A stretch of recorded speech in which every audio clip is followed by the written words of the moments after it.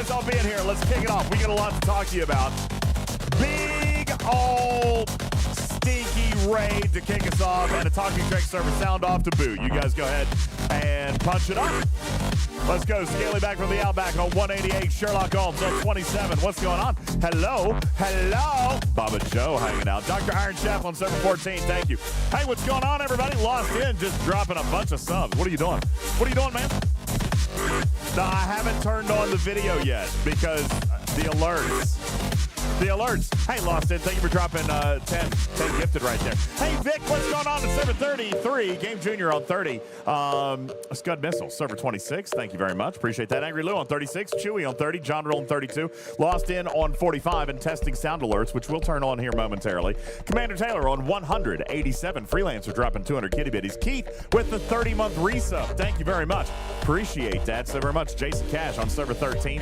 Zek on 84. Harry Bootride on 56. Matt Hatter on server 95. Thank you. Voltron on 49. Duke of Marmalade on 187 as well.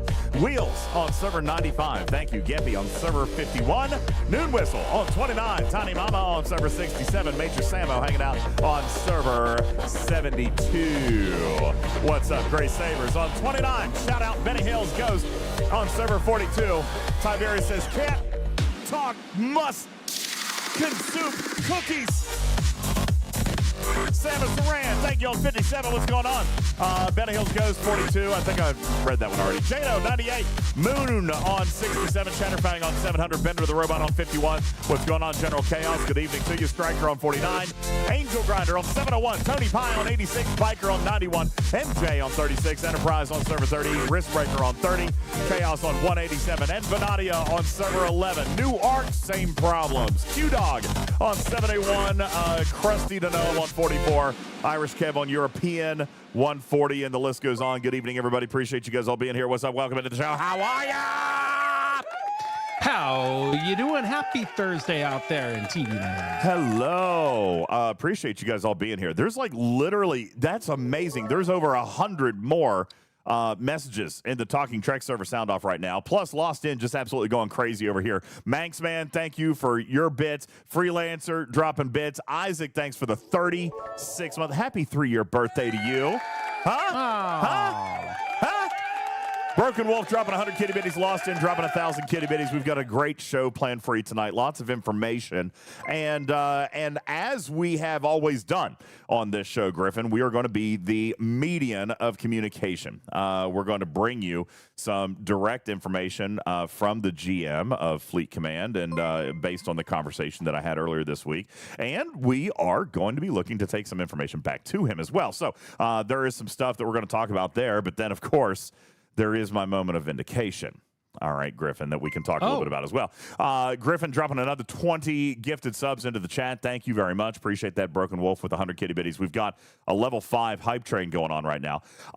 And I appreciate that. I want to thank everybody. I appreciate that. Thank you. I've gotten a lot of DMs today, a lot of DMs over the last 48 hours, in fact. And we've had a couple of people ask about the Christmas Angel Fund. So do you want to do that very quickly? Do you want to give a quick update on what's going on there, Griffin? We could do that. Very quickly. The Christmas Angel Fund, our annual yearly production where we get the whole community together and we donate to a great cause. This year and the previous 2 years has been the Monroe Carroll Jr. Children's Hospital at Vanderbilt University, where we are gathering money together to make sure every child has presents to open on Christmas who is admitted in the hospital and their families.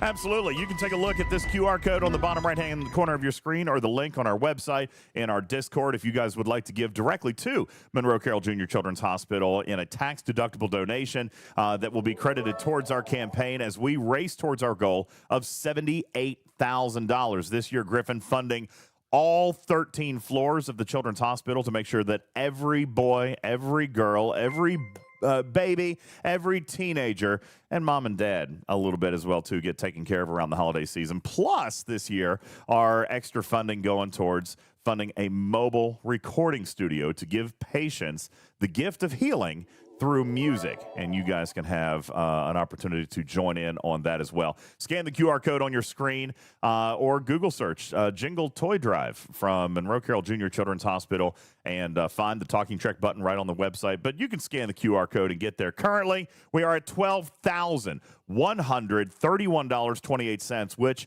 Griffin actually funds 2 entire floors already. We've got about 4 weeks to go in our campaign. We're going to be visiting them here very, very soon. And we'll be talking to them and you guys a little bit more about what's going on over in We are Nashville. 2 floors down, and we are working our way up all the way to the 13th floor. And when we hit that goal, DJs, at the end of this season, we will have donated over $200,000 from this community to Monroe Carroll in the last 3 seasons, which is a mind-blowing number and really, really, really touching. Yeah. So many great stories, and can't wait to share them with you again. It is. Tarpy says, wait, what? That's a different link. Link stuck. Oops, link stuck. Fatty, thank you for the 20-month resub. Lost in for another 1,000. Kitty Bitties kill first, 41 months. Daystros dropping 100 Kitty Bitties in there. We've got 1:30 left on a level 5 hype train, and you guys are crazy. Thank you for that. I appreciate that. Anubis says, is it too late to say my server? No.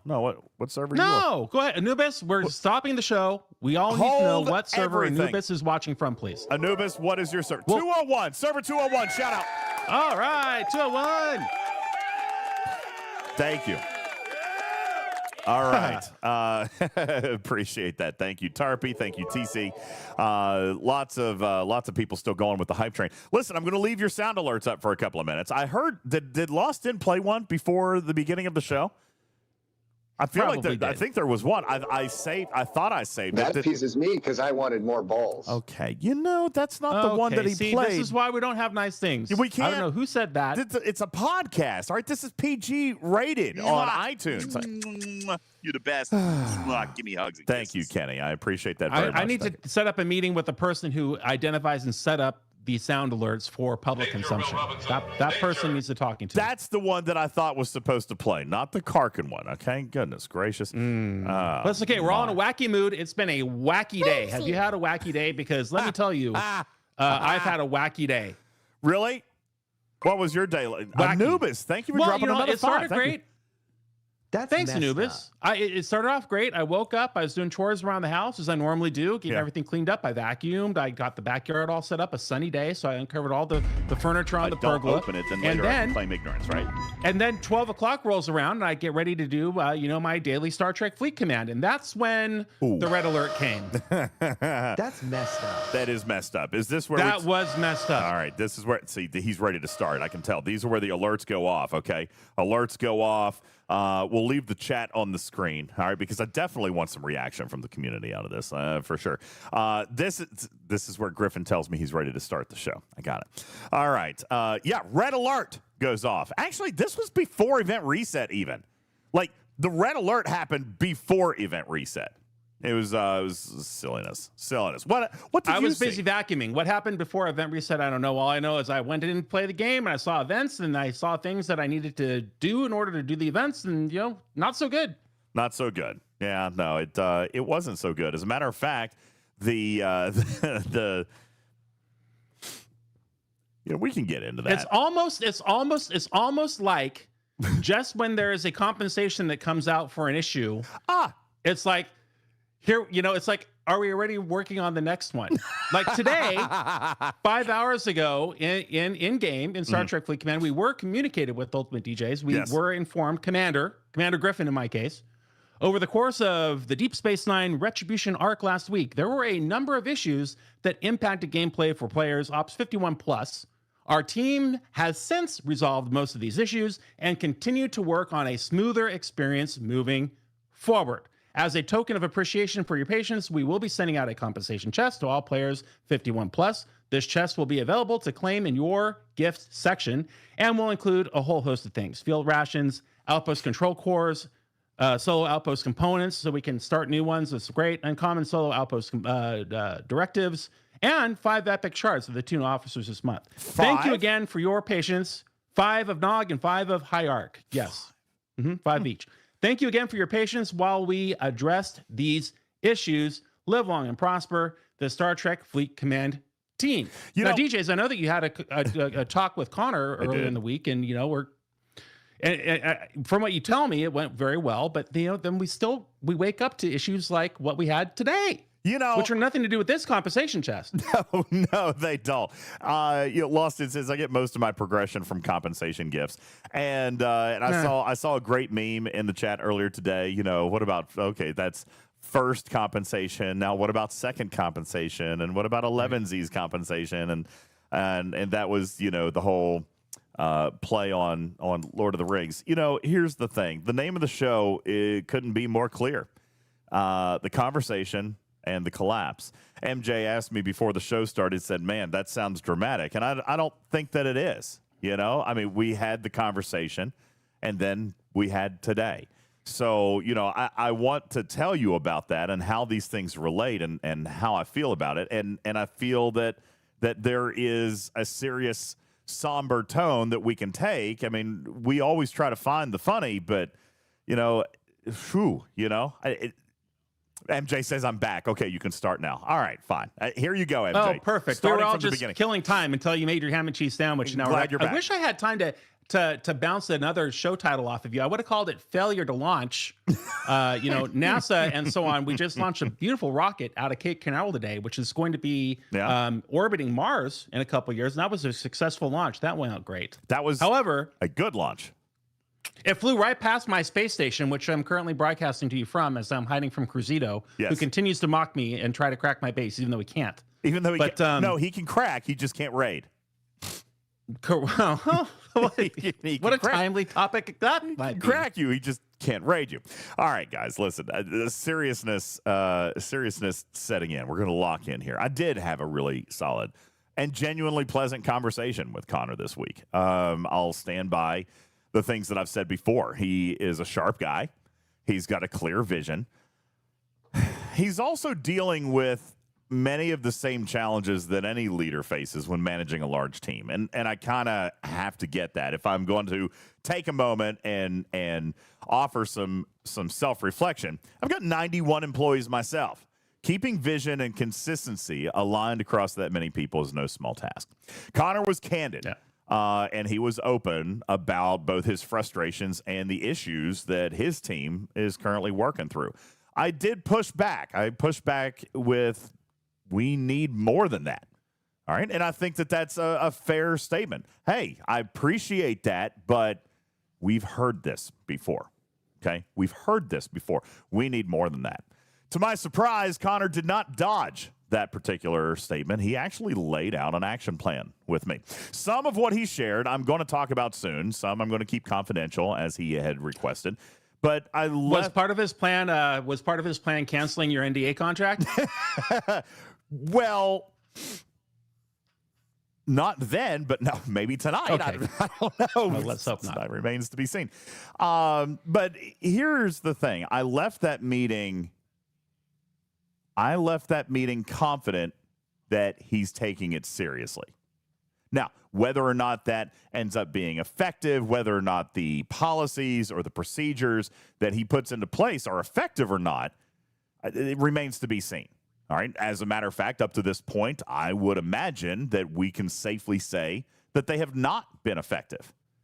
But I do believe that he wants to make them better. He is taking it seriously. We had a very serious conversation.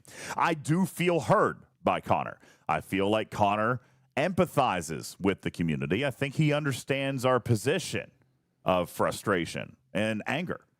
He was honest that we're not going to like every decision that he makes. And I do have a little bit more insight now into the reasoning behind some of his decisions. I did, however, in Griffin, encourage him to trust that the community can handle transparency. Scopely has never really been super forthright with information, and it's always puzzled me, and I've never really understood why. And they've always pushed back on sharing too much, right? But I really think that the time has come. I think the time has come that they no longer have a choice. I encouraged him to trust that the community can handle transparency, that we could accept decisions more easily when we understand maybe why they're made. All right. If one decision affects future content, as did the whole artifacts thing. You guys remember when DTI came out and I said, okay, there's going to be a future piece of content, which ended up being mastery artifacts. All right. So we've got to kind of take that into account. And I understood that. And I think a lot of you guys did too. If one decision affects future content, we are capable of respecting that. But if a choice feels punitive, Griffin, and the stakes are minimal, that's when trust erodes. Oh, totally. Yes. Smaller issues like, I don't know, one-off SMS adjustments, as we saw 2 days ago. They don't need the same level of urgency as a high-impact change. And here's the thing, community. I know it still feels like nothing's changing. I mean, does it feel like anything is changing? It doesn't to me. It feels like Groundhog Day. It feels like we repeat the same mistakes. It does feel like nothing has changed. And I made sure that he understood that perception. Meaningful change, admittedly, though, does take time. He is battling real challenges. Staffing, processes, internal communication. I know that's shocking. All right. I don't envy his chair. But he did make a few specific promises to me, Griffin, and I will be following through on those with him personally. I've already started working on the areas where I can be most impactful, driving community wins, improving communication, and making sure your voice stays heard. And to be clear, because I'm sure that somebody is going to say this at some point, somewhere during the show, after the show, years from now, I don't know. This isn't me drinking the Scopely Kool-Aid. I was blunt about the issues. Connor and I agreed that there's no point on dwelling on how we got here. Everybody, including Connor, knows where things stand. The focus now is on fixing it together. I trust Connor to handle the let's not get here again part because that's his job. I'm going to stay focused on the actionable items that I can control that get Fleet Command back to where we want it to be. That was yesterday. Then today happened. Yep. The red alert. The same bug that I reported Tuesday reappeared, and it reappeared loudly. Griffin. It did. It did indeed. I remember feeling kind of bad for you because you were in a hard way on Tuesday. Right after the maintenance, you hit an outpost. The outpost froze. You reported it. Mm-hmm. We announced it on Discord, to prevent people from potentially wasting their credits on these starts. Mm-hmm. I think that a lot of players didn't run them as a result of that. Obviously, a few did, but I think that as a result, a very small amount of people experienced the bug that you did. Yeah. And there's not an event that was running on Tuesday like it was today. That's the key. There was not a battle pass calling for like an outpost to be run. It seems like the majority of players weren't even doing them on Tuesday because there was no incentive to, unlike today. And so the bug probably looked smaller than it was, even though it was right there on your screen all during our stream. I think that because of that lack of volume, so few people reported the bug. Based on what you told me, it seems like engineering dismissed you. Yeah, that is a very nice way of putting it. Tuesday night, I showed clear, direct evidence on the stream. Okay, right there. You guys saw it. After that, though, fortunately, now see, during the day, I didn't have a lot, and I even saw Zeron and a few people in chat talk about, there weren't that many. And then there were a couple of people that said that theirs ran okay. All right, but I had maybe half a dozen or so, 5 or 6 players that sent me information. I added it to the ticket. After the stream Tuesday night, more players came forward. All day Wednesday, I added over a dozen names to the ticket, expecting traction. And I received nothing. No communication. No updates. Absolutely nothing from inside Scopely. Really? The whole day? The entire day. Fast forward to this morning when hundreds, if not thousands of players are running outposts. Yeah. They woke today up, there's an event. Yeah, they woke up to exactly what I had seen. Stuck Outpost, incomplete hostile counts, frozen stations, broken loops. Okay? The whole thing just stuck. And finally, Griffin, an acknowledgement came. Like hours later in an announcement, though, right? Yeah. Oh, That's yeah, the not to me. problem. Not to me. Yeah, that's right. And much to the amusement of our community, I'm sure, because, we kind of thought maybe he was a little bit crazy. Maybe there was this little bug that happened. Like there was this, what it matters, say this 3-second window during the client refresh. 3 second, that maybe that's when your hostile tried to attack, and that's why only you saw it, or a couple people did. And lo and behold, right? I remember you texted me you got 100 DMs in an hour. Yeah, there was. I was seeing several as well. Discord was literally on fire today on every STFC property. Discord was literally on fire. Memes, screenshots, I told you so's.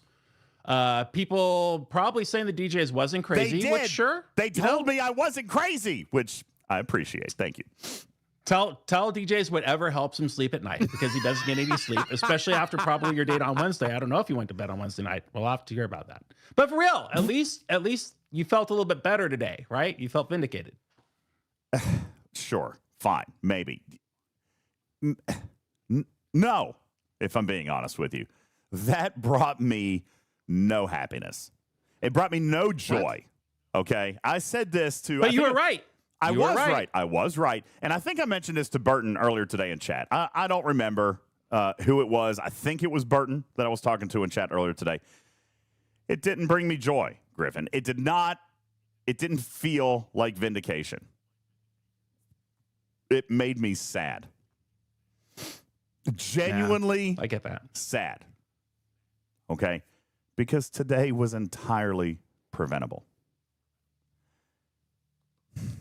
Yeah, and repeatable, obviously. And this is where I get so emotional about it. Okay?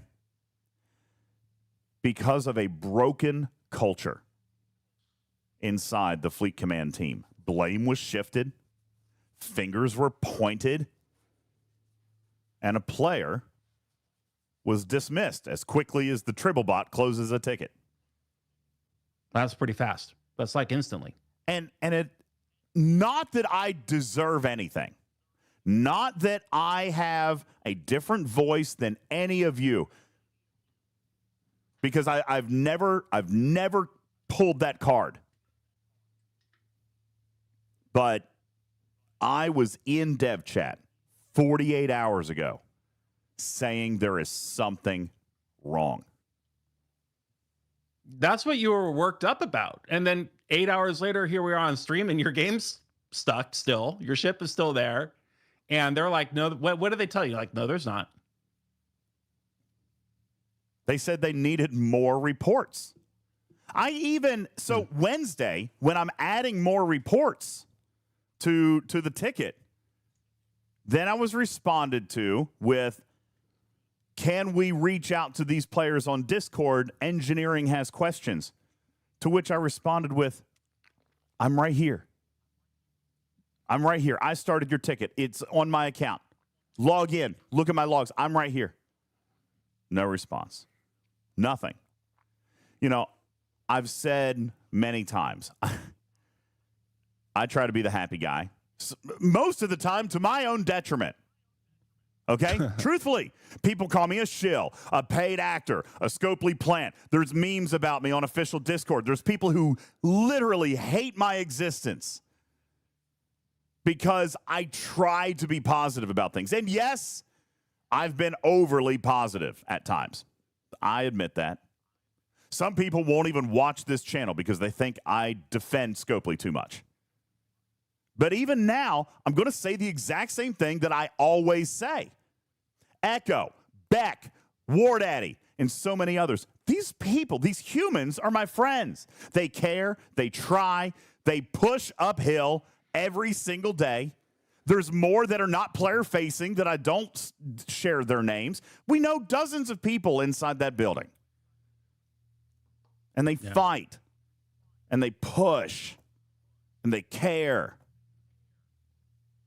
And I have always believed that it's okay to humanize that.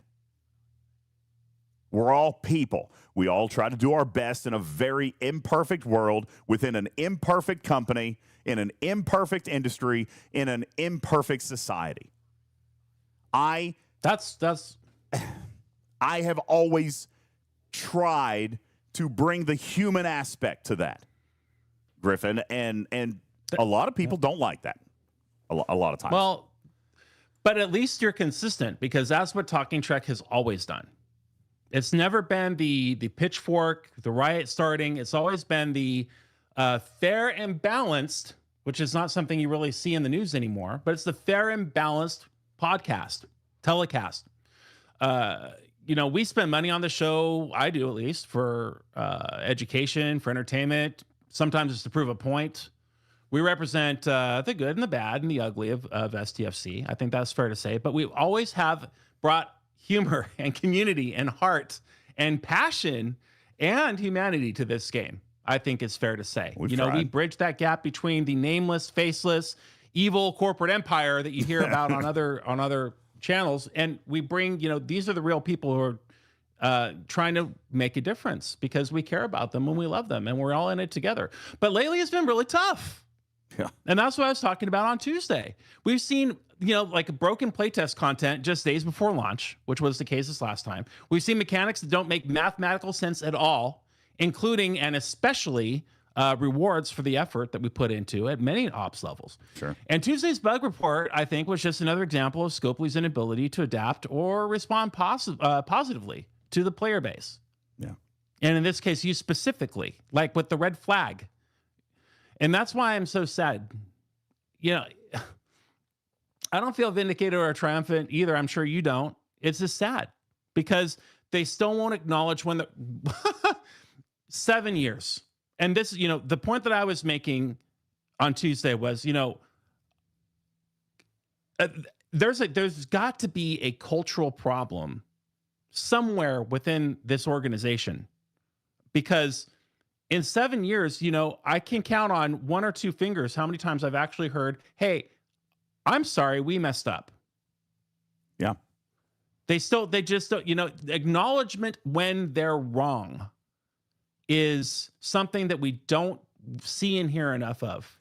And that's what makes me sad. Even to that point, this announcement today, as a token of appreciation for your patience, thank you for your patience. Never once is there an actual apology in this message. Like, this communication, while fine, I guess, you're not empathetic. You're not acknowledging the hopelessness that exists within this community. You're not acknowledging the resentment. You're not acknowledging the anger or the sadness. All right. And I mean sadness, because I would be willing to bet, Griffin, that if you look in this community, Groovy saying, I'd probably quit without DJz and Griffin as my friends. General Hoke saying, players are running out of love for this game. All right. Yeah. Kaboom says, this is supposed to be fun. It's not fun anymore. It's because of the repetitiveness of the failure to execute on an engineering level. This message was written, I'm sorry to interrupt. This message was written like it's the first time something's happened. And that's the problem. Yeah. We've been around for it all. Even if you're a new player this year. I mean, how many times have you received this or something very similar to this in the form of communication after being puzzled why the game's not working correctly? Or why you can't complete an event because the feature associated with it is broken, or why there's a scoring mechanic that you thought you're going to get 13,000 of points per, but you only get 1,000 points per. And then did I lose my mind, or did that just change from 13,000 to 1,000? Yeah. I mean, this just happens over and over and over again. It's not funny. It's not. Ordinarily, this show teaches. We'd analyze. We'd laugh. We'd poke fun, we'd tell jokes, we'd do gameplay. We would hilariously teach you what not to do by doing it and showing that it doesn't work. All right? Even at the cost of several packs. That's what we do. That's our brand. tonight, there's nothing funny here. There's nothing hilarious about the manner in which they fail. It's like the joke has run its course. Nothing about today. It's served its initial purpose. Nothing about today brings me joy or hope for change. Which brings me back to that conversation I had with Connor. Oh, that's such a big point, DJz. Yeah. I told him it feels like nothing's changing. Now, let me summarize a piece of what I told him, okay? In the phone call on Wednesday? Yeah. Wednesday. Okay. I'm going to paraphrase a little piece. I hear you. Connor, I hear you. I want to believe you. We all do. Wednesday, I felt positive. Thursday, the game burned down again. Now, I acknowledge putting out this fire is difficult. One ember, you can put out the whole fire, and one flaming ember can reignite it all. It's like the Palisades. One little piece of code, one oversight from engineering can crash the game again, as we saw today. And we, like you, Connor, are human. It's a whole team. We can understand honesty. We understand and even appreciate respect and transparency when they are given to us. That is literally 90% of what the community asks you for. I mean, this community is such a powerful, amazing community. And I would bet, I know it's been a long time, community, since we have felt appreciated, respected, and communicated to with honesty. I feel like it's been too long. But I have to think that the vast majority of us would respond in a much more positive manner if we believed we were being communicated to with respect. Griffin, I don't know. Am I wrong? No, you're not wrong. All it takes is honest communication, honestly. Just be open with us daily. If something affects future content, just tell us. We don't need every detail. We just need the honest truth. When the stakes are low, like the Chronicle scoring typo, just let it slide. Make a mistake in the benefit of the customer, not of the company. It was one solo milestone, right? I mean, that's all it really was. It didn't impact the future of the game. It doesn't suddenly give somebody level 70 of a building. It doesn't give them thousands of dollars worth of packs. Right? It was in that a case, milestone. maybe a player gets 10 extra shards of an officer. Who cares? Maybe 30 if they're perfect, I mean, through the meta. Okay. Is that the end of the world? Is that the end? Do we really need to claw back and we need, or could that have just been a step towards rebuilding a damaged relationship? That's the integrity component there. DJz. Yeah. Where is the integrity? That is where I feel the community is most upset with Scopely. They feel, whether or not it's true, they feel like there is no integrity. The community is angry. I read a horrible letter today, Griffin. Breaks my heart, actually. People are quitting. All right? Daily. Some people stay only for their friends. All right? The joy is gone. Right? The trust is gone. Hope is fading.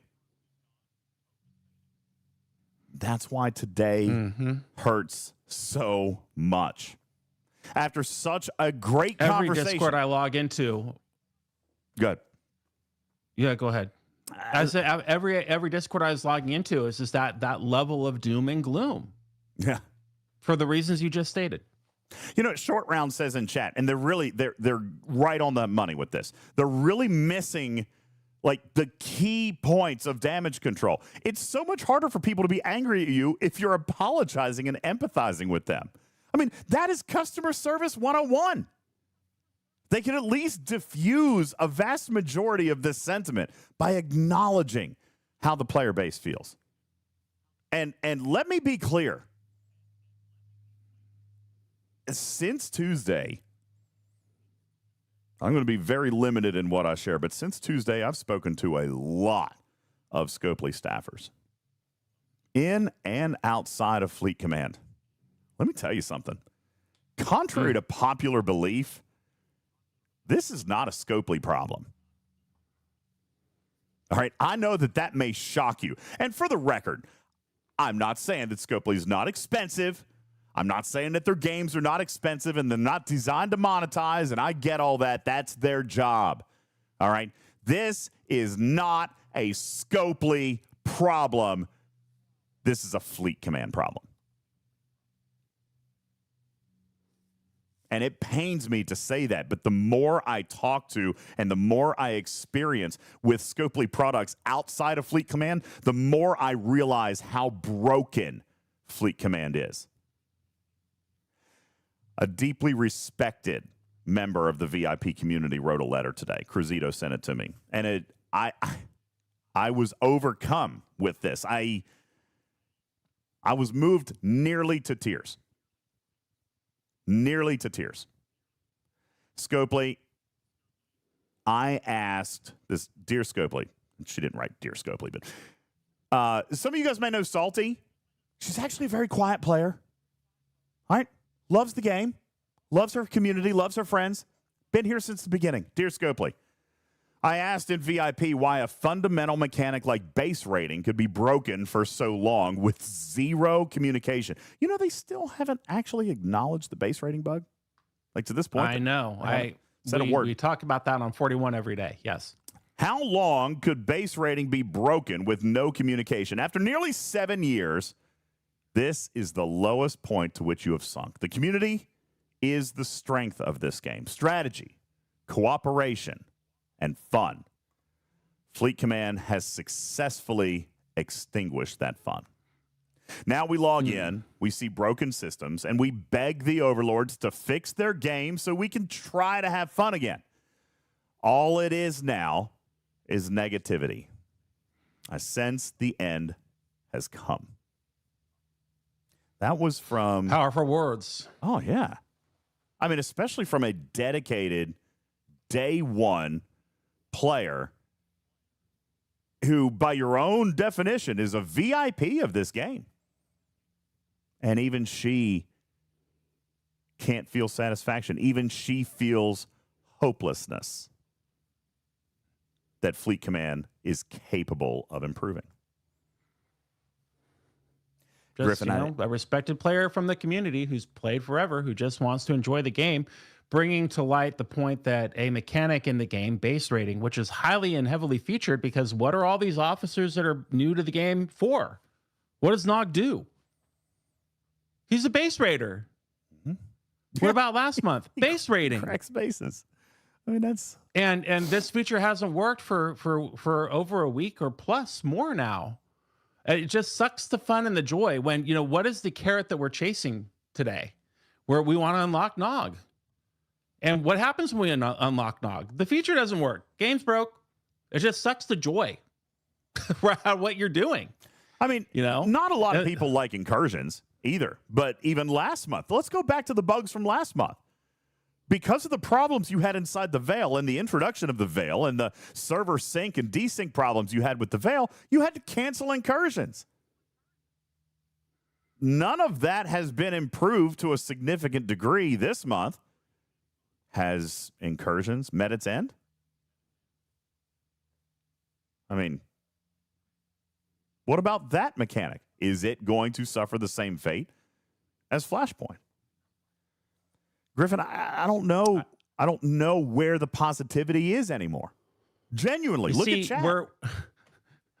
we're led to ask these questions because there's this feature called base rating in the game that we haven't even talked about why it's not working or when it's going to be fixed. So we have nothing to go on.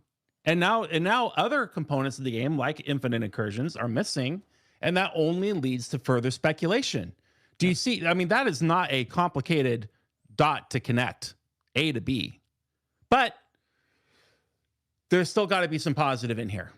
You know, we're talking track. We're positive. Oh God, Connor, you're gonna do it. Wait, hold on. Connor's promised communication, cooperation, and transparency on several of these key items. He's given priority focus to a bug list that our community has compiled. You know, battle logs, base rating, outpost, veil mining. These appear to have the attention of the person driving the ship right now and the urgency. And I think that's good. You know, the videos are good. The communications from him, the emails, they're all good. The communication from the top, good. But we want to know what matters to someone like Connor the most. It should align with what matters the most to us, the player. And that's where I think the big disconnect is. It's not features. It's not even our quality of life wishes. It's not roadmaps. It's literally a fix-it list. Yeah. Just fix the things that are broken. Fix. And then we can move on with them. You know, join the bugs report room in our Discord. There's an open invitation there. Yes. That's a brand new room. All right. I made it. And Wayne says, stop trying to manufacture positive. That's toxic. No, it's the exact opposite. No. It's the exact opposite. I mean, listen, you're right. There's not a lot to be happy about. There's just not. Okay? But there's got to be a direction to move forward. We can't lament on everything that's broken and why. Of course, we need to find those things out so they don't happen again. And that seems to be the big issue. Groundhog Day, like I said. But when you know, we have to have some place to go to from here. And that's why I'm talking about this. I'm talking about, you know, the QOLs, the features, every month having a new feature, a new temp poll, 3 new officers, 2 new forbidden techs, you know, 4, you know, I don't want to, you know, the battle passes are good, so I'll skip that one. But all of these things that we're cramming into one month after month after month, but we don't have the previous month stuff even working yet. And the thing that gets me the most is that when mistakes are made, and I know we talked about this a little bit, but I really want to hit this point home. When mistakes are made, like there's a scoring typo, and something should be scoring this, but temporarily it's scoring that. You have a choice to make. You can either go in there and fix the typo and change the 13,000 per hostile and bring it back down to 1,000 per hostile as intended, or we can say, you know what, we've made a mistake. Let's make the mistake in favor of the customer. And instead of fixing the string, why don't we fix the scoring and bring it up to what we promised for 2 or 3 hours instead of bringing it down? If we accidentally give something away we didn't mean to, let's not claw it back. Let's make mistakes for the benefit of the customer, for the benefit of the player, for the benefit of the person that you want to log in and enjoy the game every single day after day after day. And this has been something consistently at odds between me and Star Trek Fleet Command since 2019. So this is not a current regime problem. That's why I said this is a culture problem. It has always been that way in Fleet Command. When we see something was wrong, we never apologize and say, hey, we're really sorry this was the case. We're going to keep it this way because it's to your benefit as the player. Every time it's, oh, we noticed that this was this, but it should have been that, so we're going to bring it back down to that. That cultural shift is not good.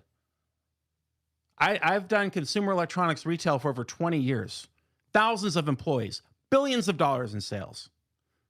And even in a private company like that, rule number 1 was if you're going to make a mistake, make it in the favor of the customer.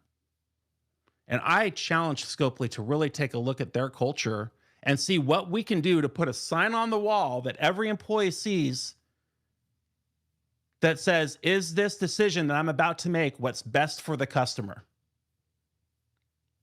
Is the solution to the problem that we have found what's best for the customer? Anyway. Your voice will be heard by us, by them. This is up to you. Anyway, DJ. You know, I have compiled a couple of things on what I think needs to be the priorities, like right here and now. All right, if I'm having a direct one-on-one conversation with Connor, and he says, "Okay, what are the top 5 things that you want fixed within the next 7 days?" I don't know if that's possible. I'm making up a conversation. Then it's going to be this and this and this. Base rating, it's got to be. I mean, that's core progression for people in G3 and G4. You literally can't progress without rating. All right, now it's you mean the mid-ops players that we're so terribly focused on right now? Yeah. You know what else? If you can't get resources from base rating, you're stuck. You know Game's what else? stuck. I feel, and I don't know, you guys correct me if I'm wrong. I do feel like maybe this is not a huge deal. I do feel like it is, but that's because we are the math guys. We're the nerds.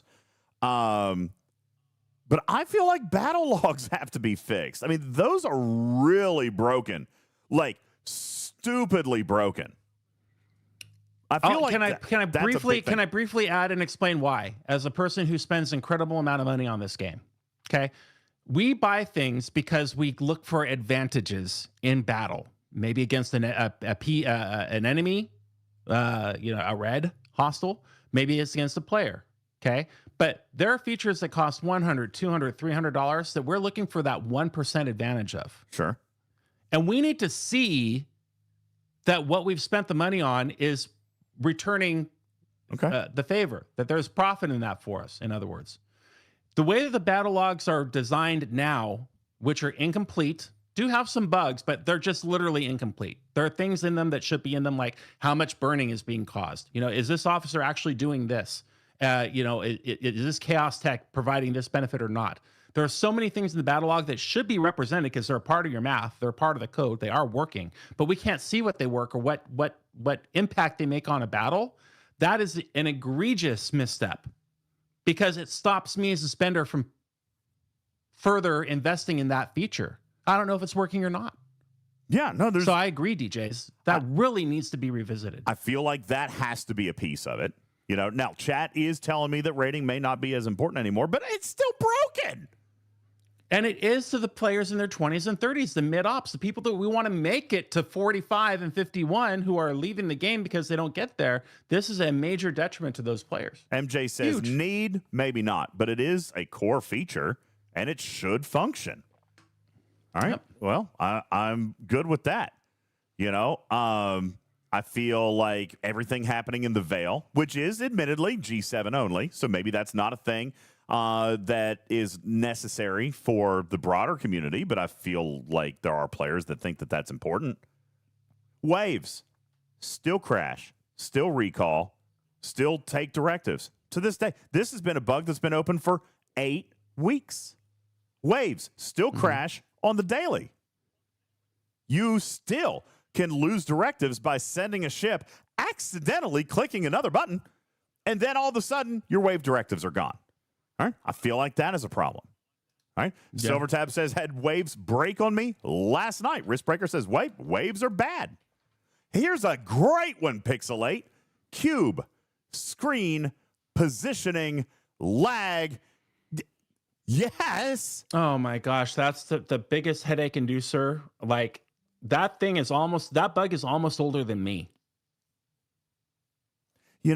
These are core problems that have to be fixed. So here's what I'm going to ask you guys to do. And where I'm kind of circling back into this conversation with Connor, what he offered me, all right, was to personally walk through the progress and transparency with these bugs. Invite me to the conversations, invite me to the status reports and the updates from engineering to him and him to engineering and everybody involved. This is what he promised, complete transparency on a core, vital list of whatever it is that we want right here and now. So I've opened. Very promising. Actions speak louder than words. So We're going to do our part. This is what I said at the beginning. All right. I'm going to trust that Connor's going to do what he says he's going to do. We are going to continue to do our jobs. All right. So I've opened the room on the Discord. It's called Bugs Report or Bugs Chat or something like that. And we're going to start scouring it. What's the most important thing for you guys to have addressed right here and right now? All right. That is what I'm leaning on the community. I've got a couple on the list. All right. But Waffley says too little, too late. Empty promises. Maybe. I don't know. All right. But I am going to do my part. Connor, I guess this is what I'll say. Connor has never had a one-on-one conversation with me and promised me anything. But now he has. So this is, to me, this is a fool me once, shame on you. Fool me twice, shame on me. Okay?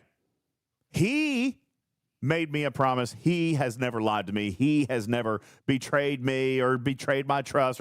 He says he's going to do this for me. I'm going to give him faith. I'm going to do my part, and now I'm going to hold him accountable. Okay? Where is his video update to the community? KJ, we spoke about that. Listen, I will, in favor, in his defense, kind of agree with that was not a good idea. All right. You guys remember when I told you, do you remember a way that I told you before the ARC launch that I had read his draft? It was 8 pages. Now, in fairness, KJ, you're right. He did promise it. Should he have come out with a quick announcement saying, hey, listen, I was going to write something. I was going to read you something. But given new information, given what happened this week, I'd kind of like to revise that. I feel like it would fall a little flat if I said one thing and the game was doing another. Listen, in all fairness, I kind of feel like he needed to rewrite it. All right. I mean, in all fairness, and I defend that decision. I would, if I were in his position, I would rewrite that blog. All right. That makes sense. I would rewrite the blog. Listen, I read the blog. Okay. I would rewrite the blog. But you're right. Fun Sucker says, let him come out and say we failed and own it. Yeah, I think he doesn't need a whole big blog. Come out with a 60-second. Hey, listen, this is what we had prepared. Obviously, this didn't work. I'm sorry, and I'm going to rethink this, and I'm going to come back to you. That would have probably been fine. Better than not saying anything. But that's Scopely's problem. If Connor wrote something that simply said, "Hey, listen, I'm really proud of the game design team this month for this incredible feature. On paper, it sounds super fun. I am not proud of its implementation and the engineering associated with getting it into the game. Yeah. We made a mistake there, and I'm so sorry that we promised you something that sounds so fun to play and simply is not working as we need it to. So sorry, and I know that's a problem, and I'm working on it." I mean, that's all that needs to say. Yeah. And I would take that at face value, and I'd be happy to read that. Fair. Yeah. And Rick, I don't mean to double back. You say communication is best, and now it's not. Fine, rewrite it, but there's no excuse for pulling it back, and I agree. Okay? Now, I know that he is working on that. We spoke about that, actually, again this morning. Okay? He reached out to me today. All right, I didn't message him. He reached out to me this morning, which I appreciated. It was a very brief conversation. I think 2 or 3 messages back and forth, and he said that he was going to rewrite the blog, given the new information that now has to be addressed. Okay, and I think that's fair. That being said, there was another piece of the conversation on Wednesday that I kind of want to bring back in. And I thought these were interesting takeaways from some of the stuff that he was talking about. So, yeah, we've talked about the bug list. Okay. But throughout that conversation, there were a few other things that came up. For example, player choice, feature cadence, tentpole cadence, like we talked about Outpost, the fact that's not going to happen after January with any degree of reliability, and I felt like that is a failure to the community. You know, I feel like that is not a good thing. I think players need to know what they're investing in, you know? Or that it's going to have lasting value. Exactly. So a piece of that conversation. And so what I want to do is I want to give you just like a high level kind of a topic, and then you guys can think about this, discuss it in chat, because honestly, I'm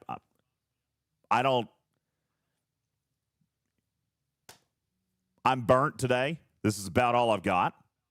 All right, so we're going to open these for discussion. We'll revisit them on a future show. Player choice versus event control. This was something that we talked about.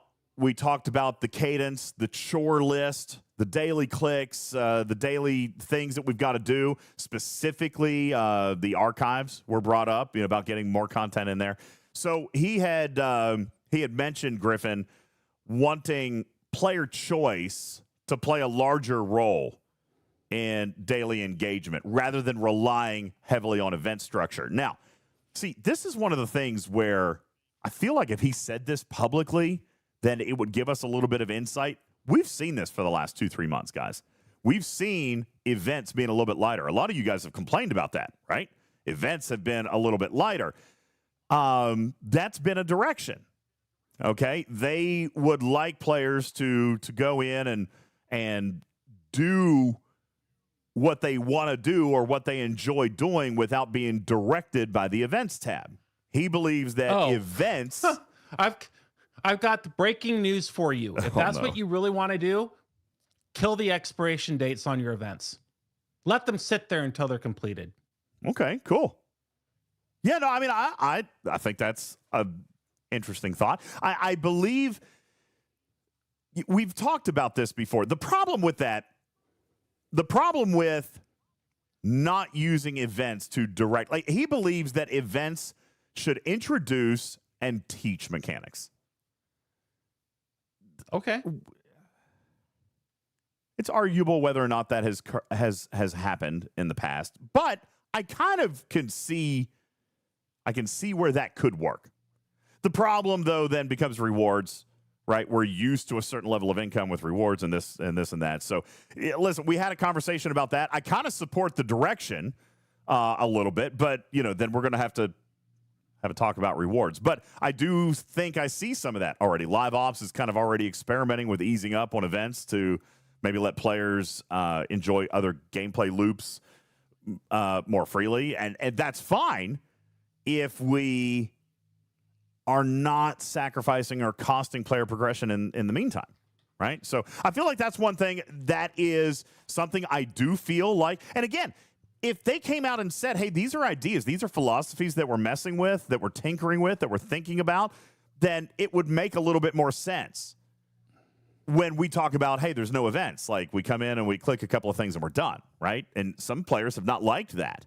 So I think that this is something that deserves some conversation. And if it is something you guys like about being able to bulk play or rely less on a checklist and more on what you want to do, then what do we do about rewards? What do we do about event cadence? What do we do about the stuff that needs to be guaranteed or that needs better sourcing? Or like Griffin, hey, Ripper said this so long ago, just put up every event and like Griffin says, no timers, right? Put up every event for 30 days and let it roll. I'll clarify. The leaderboards, you got your leaderboards. They start, they stop. They start, they stop. Cool. Leaderboards, fine. Milestones, SMSs, things that are not an SLB. Why is there a timer? Just let the player do them when they want to do them. Anyway. Well, maybe. I don't know. MJ thinks that it's probably not a good idea. If we cut events, we cut players. And that may be. But maybe then the compromise is, okay, put up a bunch of events, but put a 7-day timer on them. Like Griffin says, maybe that is something. I don't know. But this is a philosophy that he's tinkering with. All right. And now, having explained that, this is why I said I can see some of the insight into his decision making just an ounce more clearly. By the way, when you communicate it, right, tell people this, and it might light a bulb, and we're like, oh, okay, well, if this is your goal, our community is capable of having that two-way conversation. Anyway, Connor noticed or noted an interesting shift on something else as well, Griffin. And actually, what's that? I think actually a lot of players have noticed this. I'm not sure that I was one, or at least it wasn't on the forefront of my mind, but I think this is an interesting topic for conversation.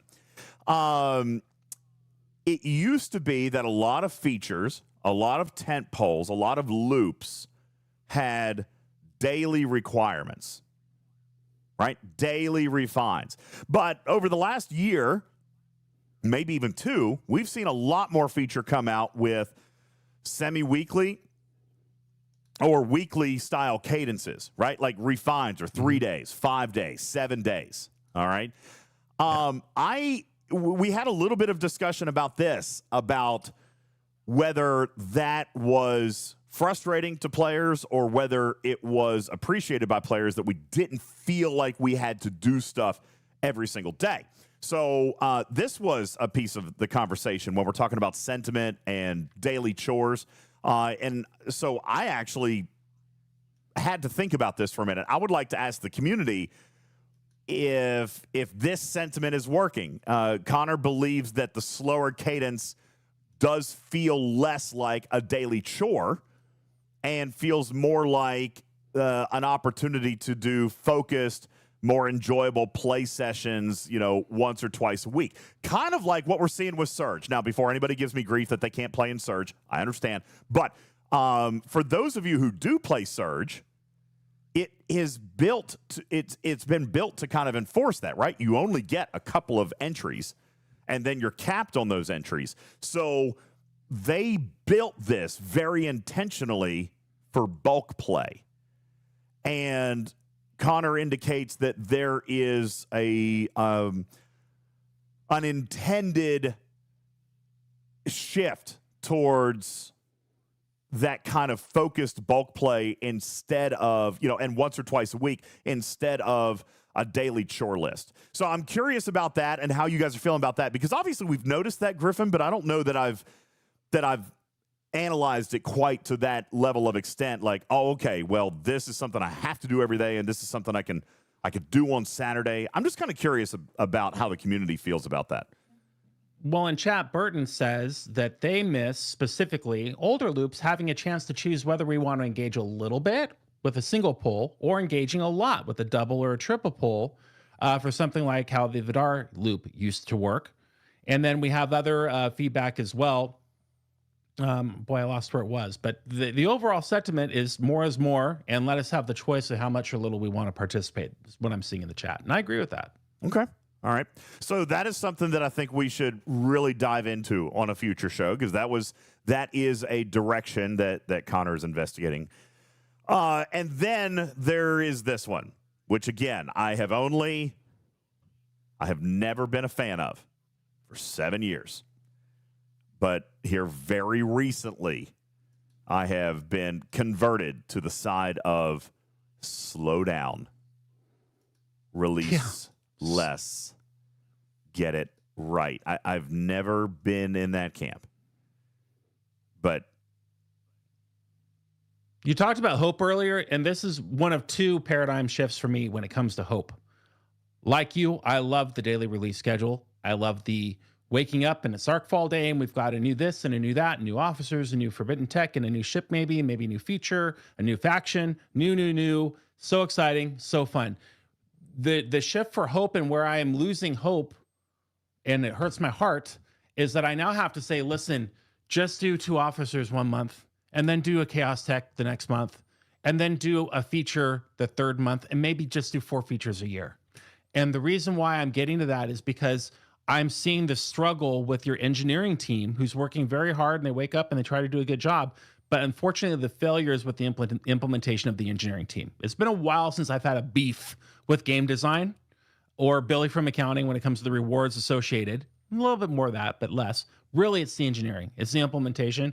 I feel, in my ignorant opinion as a mere player who has nothing to do with the back end of this game and business, you're having a major opportunity with implementation of your stuff. It's just not working the way that you think it's going to when you push the red button to send it live. You need more time to focus on fewer things to get it to work correctly before you expect us to engage in it and have fun doing so and even spend money on it. And that hurts my heart because I love having new features every month and I love having, new, but at this point it's just killing us. Yeah, one of the things that I had written back to him after our phone call on Wednesday was, and then we had a conversation about this tentpole release cadence, and I feel okay. Listen, anybody who's in business, you're gonna know exactly what I'm getting ready to say because we talked about scaling, we talked about capacity of the team to release major features every single month. And despite knowing the obvious answer to this, and for those of you in business are probably going to understand, I said, if you are committed to releasing this kind of cadence, then we've got to scale staff up to be able to do it, right? And he actually had a very different point, which, by the way, is probably the right point when it comes to business. Adding humans is not necessarily the right choice. All right, adding more people to the development cycle may not absolutely be the right answer. And it's not that it cuts into profit, Danny. I mean, really, truthfully, my dealership is in a situation right now. I've said earlier, I've got 91 staff and just staff is a problem. Listen, if there's a business out there that has 100% perfect personnel, I want to know your secret. Okay, I want to know the secret because that is a problem for a lot of businesses. So he kind of indicated that adding staff isn't necessarily the answer, and honestly, from a business perspective, I agree with that. Risk Breaker Primetime says add the right people, buddy. I am even in my own dealership. I've got a pretty severe need for a couple of very specific skilled positions, and I've been looking for months and can't find. So I mean, it is easier said than done. It's tough. Okay, it is tough.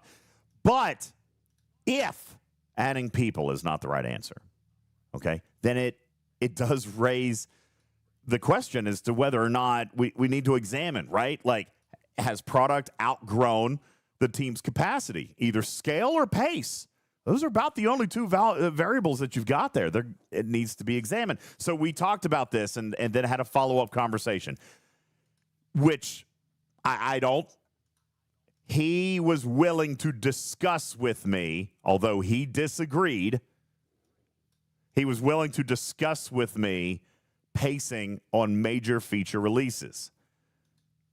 He does want to emphasize quality over speed of release. However, don't say that word. Yeah, well, I was very careful. But here's the thing. Historical data shows, and this, by the way, is something he shared. Historically, when they don't release something significant every 30 days, then ironically, and we probably shouldn't be wildly surprised by this, but engagement nosedives. I mean, I got to see the actual data. He was like, look here, this is when we did this, and this is when we did that. And it's interesting. You guys get bored.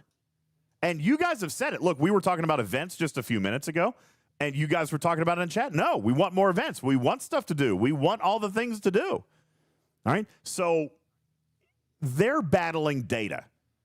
All right? And this is one of those scenarios where our actions, and don't get this twisted, all right, but we know it's a problem, where our actions don't always necessarily match our words, right? All right, and it could be in engagement, it could be in spend, it could be in participation, it could be in a lot of things, all right? But we don't always send the same message that we do with our mouths that we do with our actions, okay? Yeah. That being said, all right, I want to explore something different. I want to explore something that gives both parties the best of both worlds. All right. For example, this was just an idea that I wanted to pitch. And by the way, I did not send this idea to Connor. I wanted to bring it to you guys first so that I'm representing your interest. I don't know if this is the right thing to do, but I want to give them the opportunity to release quality product and make a bunch of money doing it. But it needs to be quality product. So what if, and this is an idea just that I had, okay? I've shared it with nobody. I'd like to explore how we could balance an 8-week arc, all right, with stronger weekly style events, longer cadence events like Griffin was talking about, put up twice as many events, but put a 7-day timer on them, or sprinkling in our interim events throughout that 6, 7, or 8-week rotation, like putting Crucible, putting Chronicle of the Ascendant, putting Crucible of War or a Cow, putting Alliance tournaments, putting Incursions, putting in Galaxy Invasion, the Herogen Hunt, and sprinkling these in the arc. And then letting that tentpole, letting that feature item have a little bit more survivability because you still have some events rolling for it, but we're sprinkling in some things. And then, hey, before you know it, we're right back to an Outpost event. Right? So, I mean, that would give your players more time to learn, fall in love with, unlock, and master the feature, the X, whatever it is. There are so many new pieces of content released every month. Many of them go unnoticed or not fully fleshed out and discussed. Yeah. If you're releasing a feature and 2 officers or 3 or 4 and a forbidden tech or a chaos tech and some new research and some new skins and of course the events, so many things on one day, and then you say, oh, no, we don't release a forbidden tech for a week. That comes on week 2. Not good enough. That content is enough to feed you for 8 weeks at minimum. You just don't like to look at it from a 30-day cycle or a 21-day cycle is what it is, right? 3 weeks. It should be a 60-day cycle. So we have the time to let all of these things to breathe and really get incorporated into the game correctly. And all we need is a different style of event structure to make these things move along a little bit differently paced. And that gives engineering all the time in the world to go after bugs and solve problems. Because I know you don't want to have a bug month because we don't make money on bug months, and you're probably right. Yeah. So I understand. And let me be really clear. Part of why I believe that Connor is willing to have these meetings and these phone calls and these interactions with me is because I believe that he may possibly value our voice in the community. I don't know that to be true. All right, and I'm not being sarcastic. I do think that Scopely values their partnership with us, which is why we're begging you to listen. All right, we represent the community as best we can, and there is frustration here. Extremely so. These and ideas. You can write all the. Go ahead. Sorry. You can write all the best features in the world. You can fix all the bugs in the world. But I'm telling you, and I've seen it in chat scrolling by time and time and time again. Your biggest Band-Aid right now is really with the communication. And I don't mean getting Hammy on Discord to tell us what's going on 5 times a day. Although the more we hear from PX, the better. It's literally messages like this that I believe a player named Sakura got from Scopely support, where it says something in the beginning about station choice rewards, where they provided a higher quantity of items than intended. To ensure fairness across the galaxy, only the excess items beyond the intended amount were removed from player inventories. We want to emphasize that this action was taken to maintain balance and fairness for all players. ... I'm telling you, if I make 1 point, this is where point 2, I've lost hope, because for 7 years I've sat here playing, saying, there's a person here who just doesn't get how to take care of a customer in the middle somewhere, and they're in charge of this. surely if the right person knew that we're sending messages like this to players who bought things saying we're taking some of it back because you got more than we intended to, even though the player didn't know what you intended when they spent the money, only you did. Surely there's a person there who does not agree with treating customers that way. I have lost hope. I now think that that's actually just the culture of Fleet Command. It is okay to make a mistake and to say, you know what? Our bad. We're going to take all this back because we didn't mean to give you that much. Or our bad. We didn't mean for this to score this much in the event. We meant it to score 1/5 that. So we're just going to change it back to what we wanted it to be. That has to change. Full stop. It's not okay.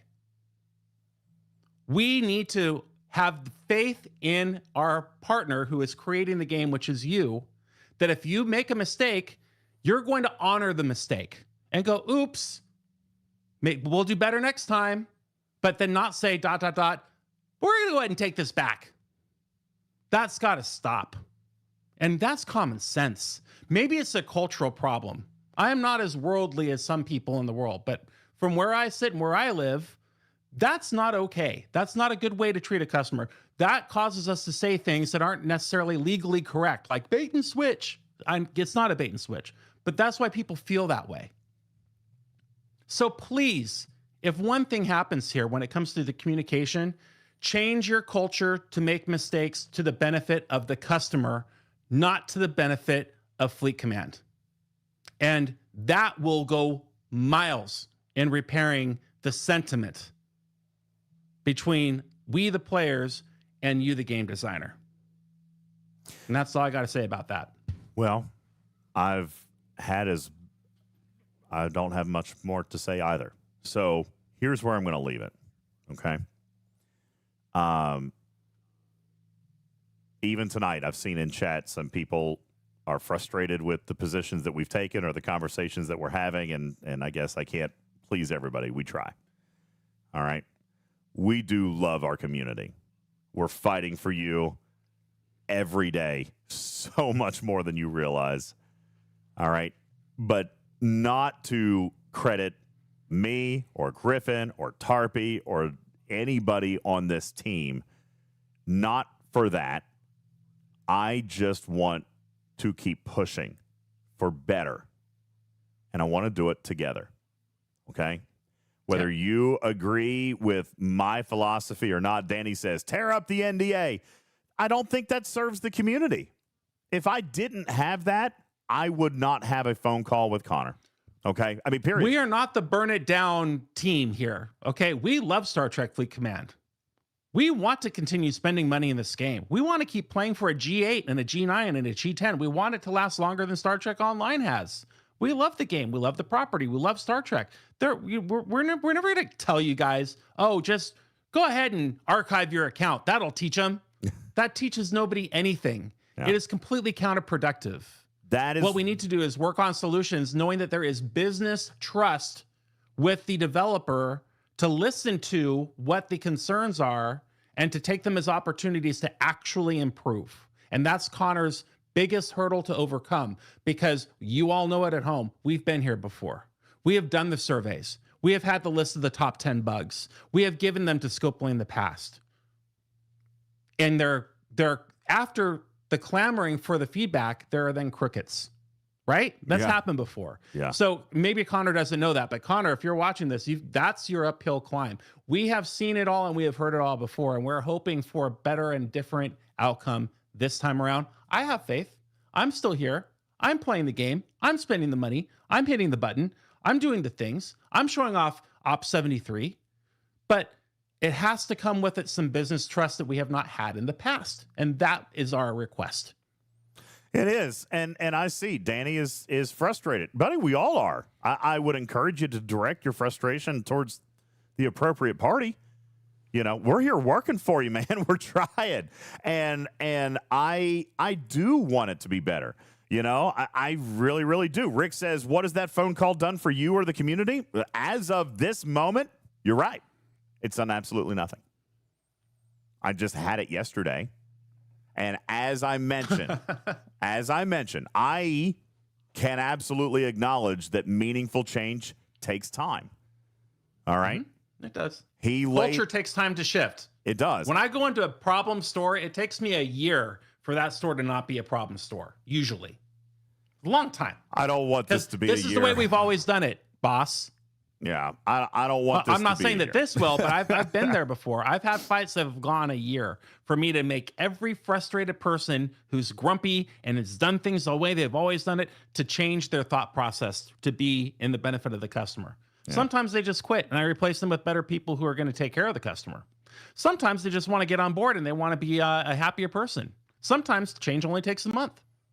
It's different every time. Well, whatever changes need to be made, there are changes that need to be made. And I want to push for better. Zed says it'll continue to be nothing and we'll be back here again soon enough. And maybe. I mean, we have been, right? Your position is not one that is shock and awe, right? I mean, we've been here many times, and that's kind of what I said to him earlier. We've heard all this before. All right? Mm-hmm. It's time for meaningful change, and that is why I'm hoping, Zed, I hope that's why he's offered me transparency in on some of the engineering meetings and some of the actual bug reports, and I'm hoping. I hope that is what happens, okay? I don't know.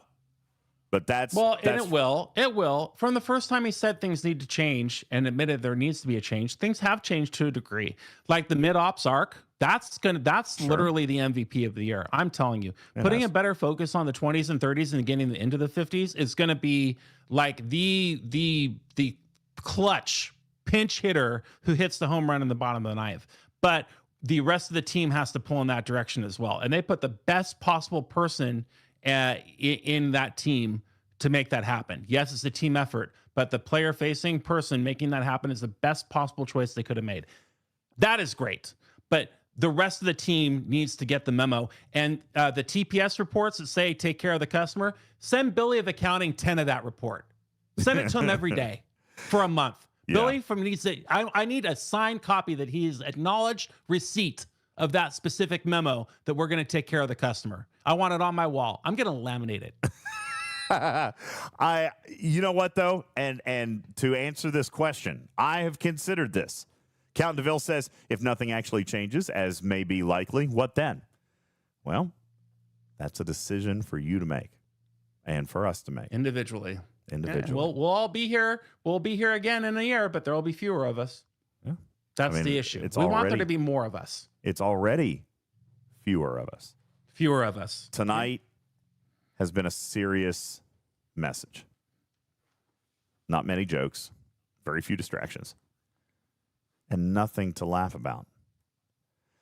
A dead serious conversation to illustrate, Count DeVille, the dead serious position this community is in.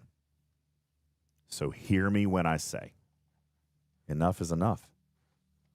This is a message. It is plain. It is clear.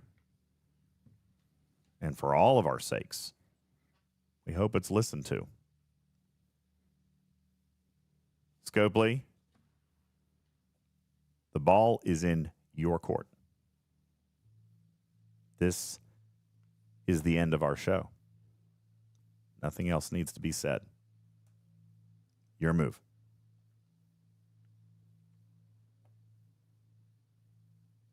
That's it. I'm ending the podcast right there. Is that dramatic? Is that dramatic? You like it? You like that? I think it's honest. I think it's better than dramatic. It's honest. I'm cutting it right there. Axe it. Okay. Daystro says he needs 2 more hours of content. Nope, that's it. Done. Burton says that was too dramatic. I am wiped after all the DMs today and after reading all the Debbie Downer messages in all the Discords. Right, Becca wants a joke. Damn, dude. Becca wants a joke. Lost It says, all right, fine. Turn on sound alerts. I will do that. I'll give you a few minutes because we're getting ready to leave. All right, honestly, really truthfully, you guys don't know. I really am drained. All right. And I will say, to his credit, we had the meeting on Wednesday. Then we texted Wednesday night. Then this morning, he texted again. Like I said, it was very brief. And he reached out to me. Listen, he's been communicative with me over the last 36 hours. So maybe. Okay, we'll see. And I invited him on the show, and he agreed, which has already happened, but we're going to try to work out a time. I am tired. I'm tired, guys. Oh, I'm tired. It's been a day. Enough is enough, and it's time for a change. However, somebody asked for a joke. Who was it? Who asked for the joke? I'll give you a joke. Let me turn the alerts back on. There are the alerts. You wanted a joke? Yes, let's hear the alerts, please. All right, the alerts are on here. Oh, I gotta turn on. Hold on.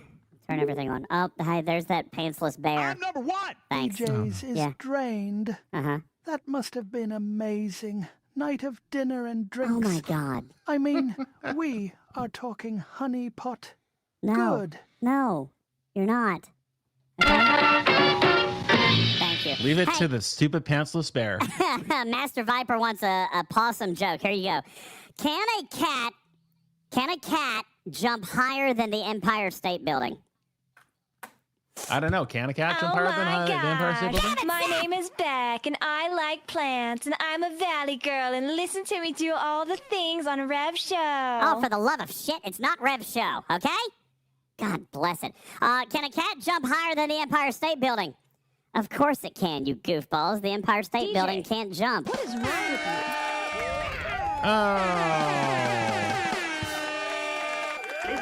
That's terrible. Lizard. There you go. See, that was great, wasn't it? Wasn't that? Hey, Gimon actually got it. Game. Thank you.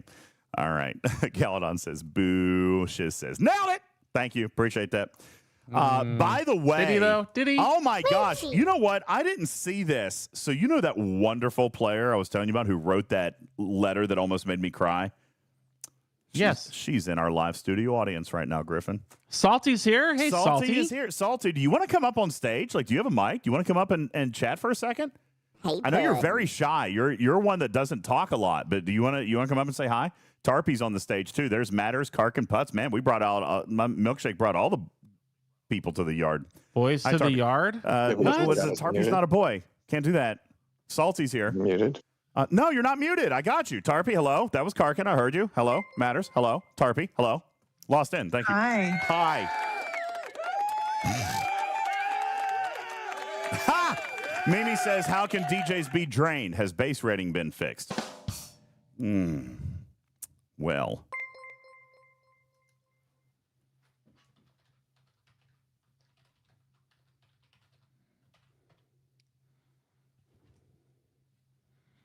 That's Are you messed actively up. being rated?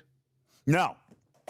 Warbird says, ha ha. Dragon Keeper says, okay, I really did miss something big. I'll have to watch the replay. Yeah, you better go watch the show. Listen to the pod. Watch the show. That's why we're here. MCO says, If I this is the don't longest, open it, then later I can claim ignorance, it's the right? longest you've gone without being rated. Damn straight. Well, Do you know how much it costs for me to broadcast from the space station? And you're not even going to watch? Let me put this out there, okay? What about Jonathan Ingram? His entire career as a content creator is based on rating. Okay? Oh, they've killed its channel. You've literally killed this guy's channel. You have destroyed his content creatordom. Okay? Heartless. What's wrong? That's totally inappropriate. The shame. I think I foolbot this. Tarpy, how are you? So, What? DJz Griffin, Yeah? here is a way that Scopely can score an easy win and pad their bottom line heading into the final month of 2025. Do it. Utilize Black Friday, Give it but to me. actually use it properly. 90% off all packs in the store for Black Friday. Easy win won't happen. No, they can't do 90% off. They won't do that. You know what they could do? What? They're not going to do 90% off because then people would be done with G7 in a month. Because they would just buy. Could you imagine? Could you imagine them? There would be an Ops 80 on Black Friday. There would be. Okay? You know who you are. Oopsie. He would do it. He would do it. No, 90% off, but there's only 5 of them in existence. So, One pack, 50% off, 1 hour only. Ooh, doorbusters. I like the idea of doorbusters. That's good. You could do a limit on the number of packs. You could get limit 5. Okay, now let me ask, truth be told, genuinely asking, because I don't know. Is it actually worth them giving $500 for $50? Like, are enough people going to buy in on that? Would free to play buy in on that? Pixelated it wouldn't be $500. It'd be $50. You're saying do 90% off, so that means $100 pack would be it'd be $10. A lot of low spend would do that. Just saying. Would it create a problem in the economy? And I'm genuinely asking. I'm not saying one way or another. I'm asking, is $500 a lot? I'm free to play, so I wouldn't know. Bellbomb asks if I would count as free to play. For this purpose, yes. I mean, I'm free to play. Matt says to me, I would do it. Engineering says... DJ, I will tell you this. If they did a 90% off pack, I would probably try to buy at least a couple. Huh. Maybe it's something they should think about. Maybe some quick cash. I don't know. So if they did that, they need to not claw things back if it turns out that it was an accounting accident. And to kind of go with what Griffin was saying earlier, they also need to not inconsistently claw things back. We don't need to bring that up. Because... Nope. Right? No. Okay. Not opening that can of worms. Griffin already did it. That's fine. The clawbacks just got to... I know. Yeah. I was muted when I tried to interject. Yeah.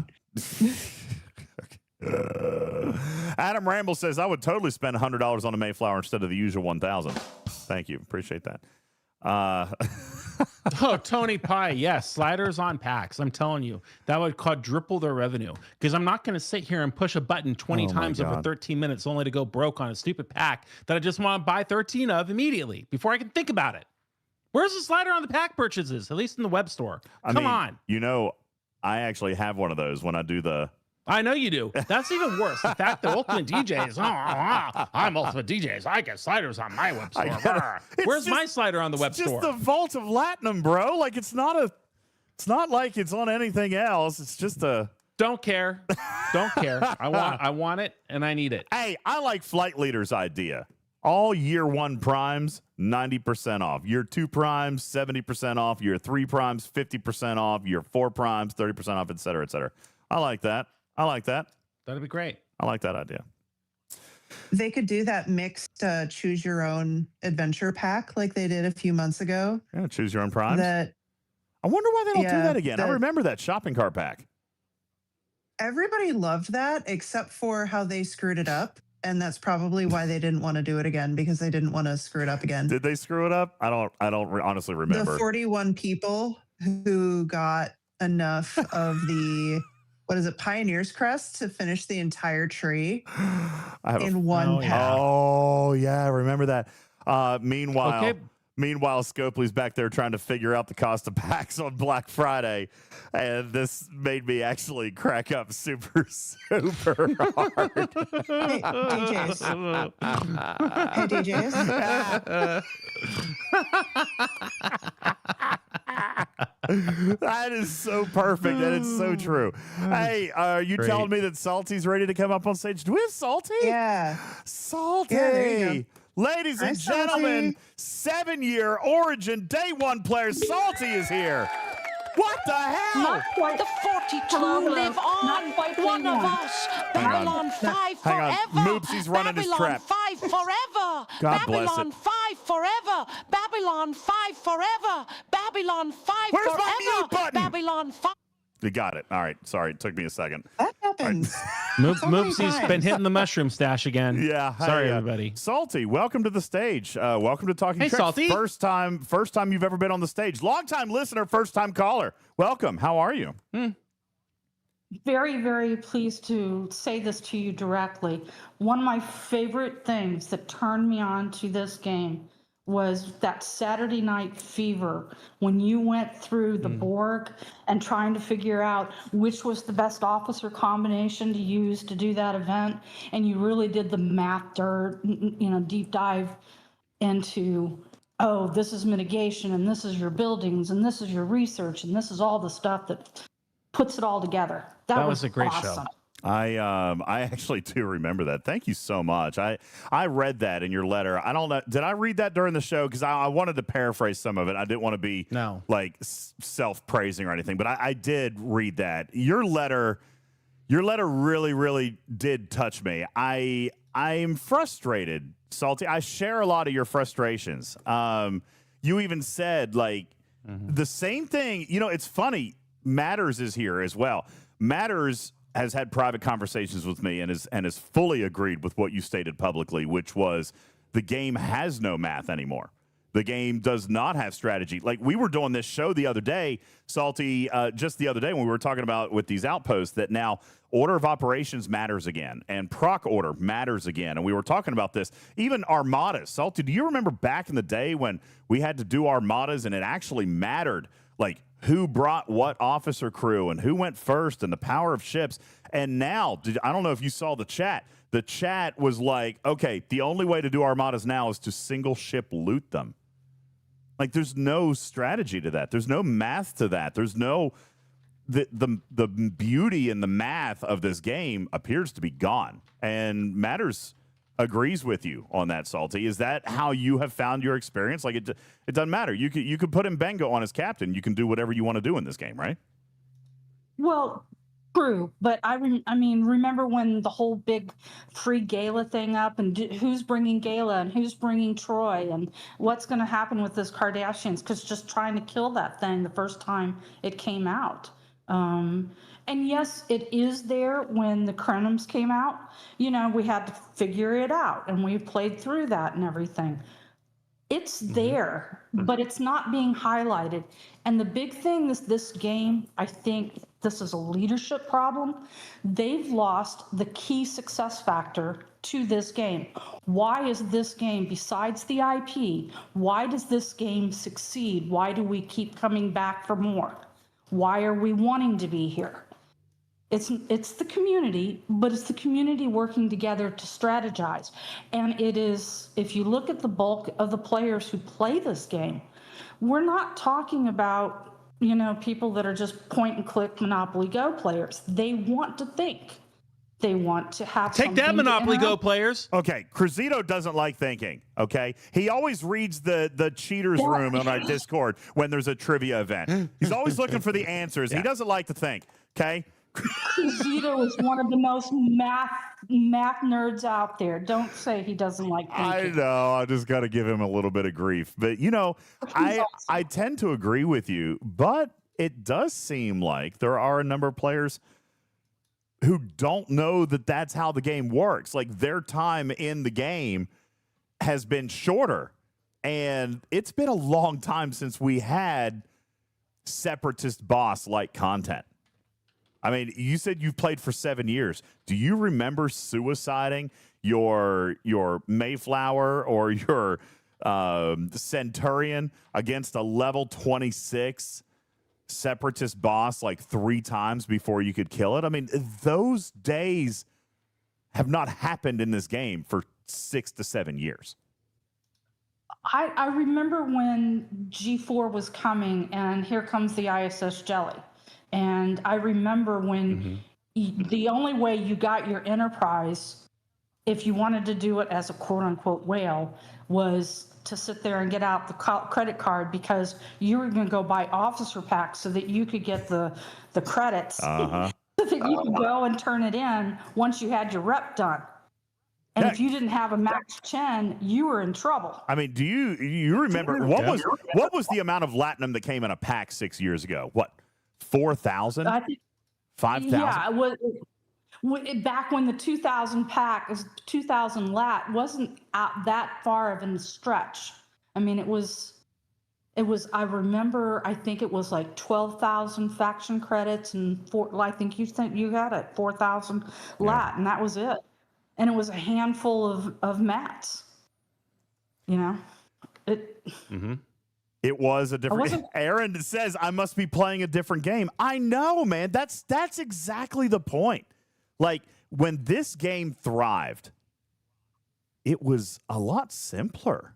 And I don't know where we fell off the boat. You know, I mean, when did that happen, Salty? I mean, because the game drew in millions of downloads in the beginning, and there was nothing to it. You mined, you killed hostiles. You didn't even have armadas in the game. You mined and you killed hostiles. That was it. There was like one event a day. There wasn't dailies, so to speak. I mean, there wasn't like the ahead of the curve. You had 5 or 6 dailies, and you had to do them all if you were going to collect your chest at the top. There was no flexibility. I mean, there was nothing to do in this game, yet it drew millions and millions of downloads.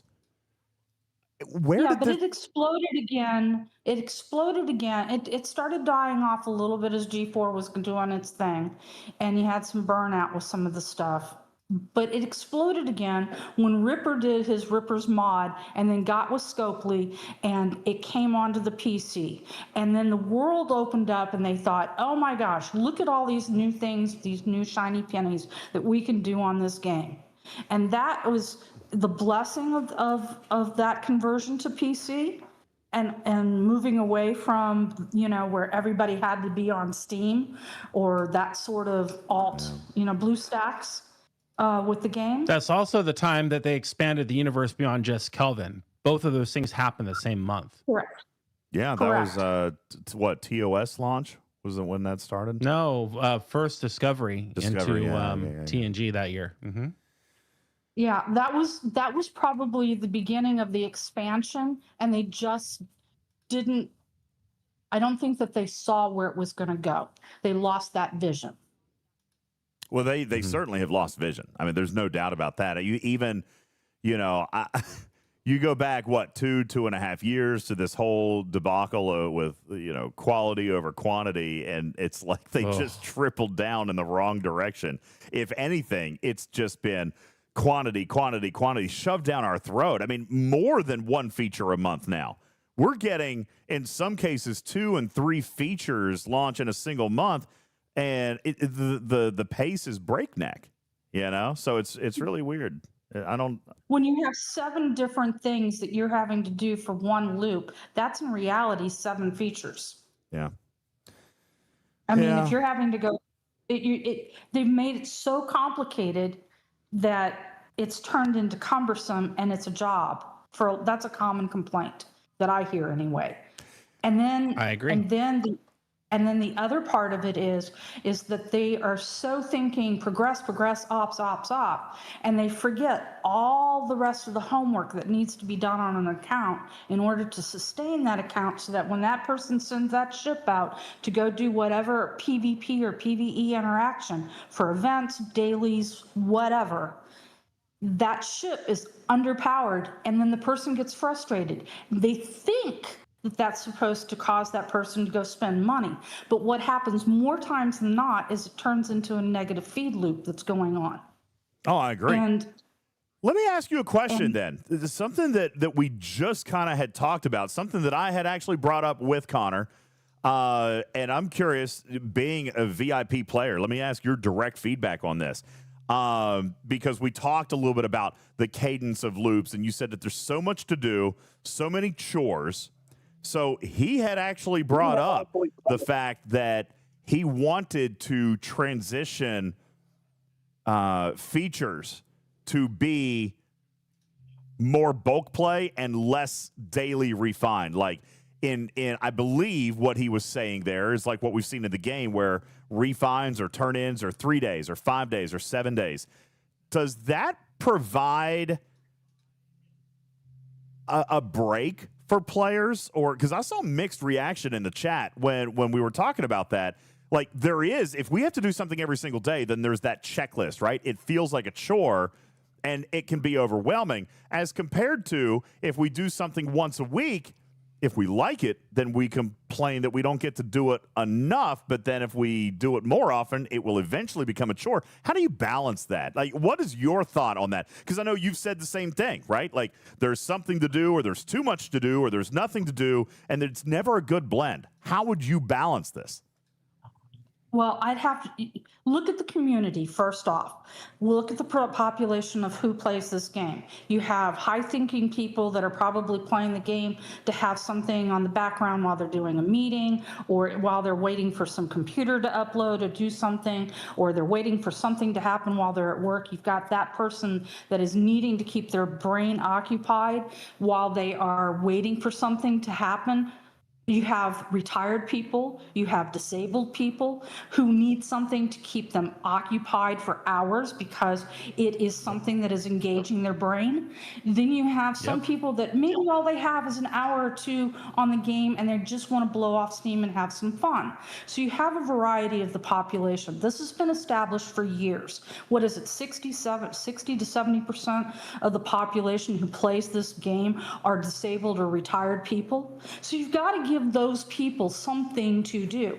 So why is it that they don't do something as fundamental as have a progression, and I hate to use the word heroic because heroic is always meaning pay, but why don't they have this thing that if somebody wants to sit there and go complete hostels, that they can do this stage and the next stage and the next stage and the next stage and the next stage, and those things give them rewards for progression on their game, like those people that like sat Wrath there of Khan. with the, Exactly. Why do they not have that component to the game? But then you got to remember, why do a lot of people do things on a game like this?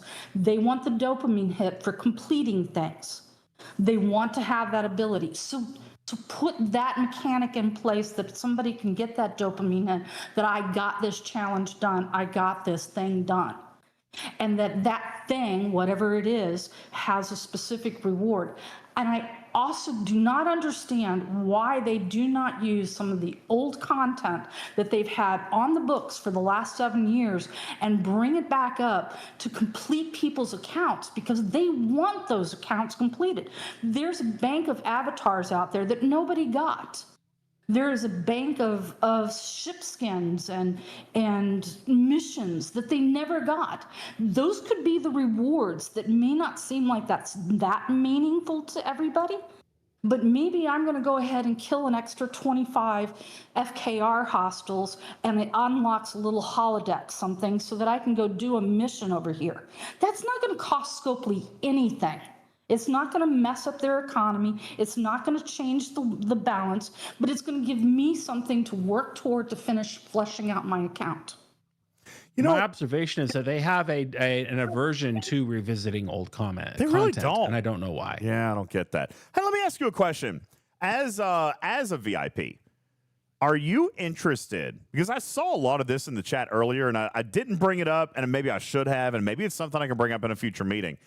Do you believe that there is room for pure cosmetic spend in this game? Absolutely. Absolutely. And I can give you a modern example. I am now playing on server 702. There's a player on this game, I won't name his name, but he was begging me to help back channel get him the ability to have Spot, the avatar. He wanted that Spot. He loves cats. He wanted that thing. Had he known when he started the game and spent the $5.99 that was in the launch, he would have bought it at that point. I got with Hart to say he'll pay $100. Give him the 2,000 lat pack just to give him the stupid avatar. It's not available in any other way. And Hart couldn't do anything about that. That's just one player. When the word came out in our team that that player wanted that and was going to do that, I had 10 other people messaging me, ask Hart for that too for me. That's just one thing that happened a couple of months ago. This is a symptom of a company whose culture does not highlight and prioritize. I hate to say the player experience because I know who's in player experience, and they would kill themselves to help the player. But for some reason, I don't understand why somebody like Hearts of Space wouldn't be able to make something like that happen. It seems like a company should be able to take player feedback and make a special request like that happen, especially when more than one person wants it, right? Interesting point. And I agree with you completely. That should be available, things like that. And by the way, I want to speak out. For years, Hearts has been awesome. I rarely ask for things for myself, but if I'm asking for help for other people, it's, somebody couldn't get logged in, or somebody's got their account locked, the ship is blocked, or something like that. She is one of the best go-to people to help escalate a ticket that's been, to escalate a ticket. Here, here's the player information, here's the ticket reference number, ticket's been closed, here's the memo. You take it to her. She's one of the best people on this game that is customer focused. She's awesome. And that's why I make the point that I make, because I know that if you ask Hearts of Space for something, she's going to go to the person who can make it happen. And my problem is that, speaking without knowledge of of that particular exchange, at some point she was told no by somebody. Yeah. Oh, That's the person who has not read the sign on the wall that says, does my decision benefit the customer? And that's when I say, when I'm talking about a culture problem, that's what I am referring to, is that there should be nobody who would say no to requests like that. It should be, let me check with my boss to make a possible exception to the rules, until we get to the person who say, yeah, they want the cat avatar, give them the cat avatar. Here's the confusion in chat. People are asking who Hearts is.